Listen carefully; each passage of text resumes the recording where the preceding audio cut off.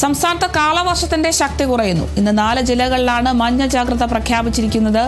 പത്തനംതിട്ട, കോട്ടയം, ഇടുക്കി, എറണാകുളം എന്നീ ജില്ലകളിലാണ് മഞ്ഞ മുന്നറിയിപ്പുള്ളത്.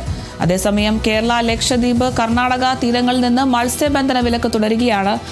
ഉയർന്ന തിരമാലയ്ക്കും കടലാക്രമണത്തിനും മണിക്കൂറിൽ 60 കിലോമീറ്റർ വരെ വേഗത്തിൽ കാറ്റിനും സാധ്യതയുണ്ടെന്ന് കേന്ദ്ര കാലാവസ്ഥാ വകുപ്പ് അറിയിച്ചു.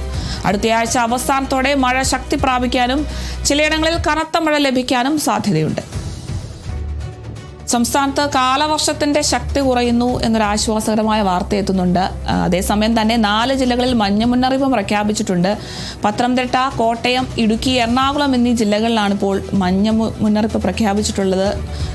കേരള, ലക്ഷദ്വീപ്, കർണാടക തീരങ്ങളിൽ മത്സ്യബന്ധന വിലക്ക് ഇപ്പോഴും തുടരുകയാണ്. പക്ഷേ കാലവർഷത്തിന്റെ ശക്തിയൊക്കെ ഏകദേശം കുറഞ്ഞു വരുന്നു എന്നൊരു വിവരം കൂടി കാലാവസ്ഥാ വകുപ്പിന്റെ ഭാഗത്തുനിന്നും ലഭിക്കുന്നുണ്ട്.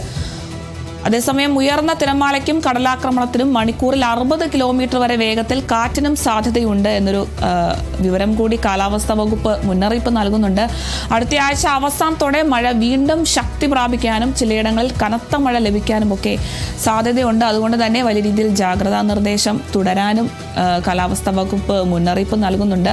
എന്തായാലും ഇന്ന് 4 ജില്ലകളിലാണ് മഞ്ഞ മുന്നറിയിപ്പ് പ്രഖ്യാപിച്ചിട്ടുള്ളത്. പത്തനംതിട്ട, കോട്ടയം, ഇടുക്കി, എറണാകുളം എന്നീ ജില്ലകളിലാണ് മഞ്ഞ മുന്നറിയിപ്പ് പ്രഖ്യാപിച്ചിരിക്കുന്നത്.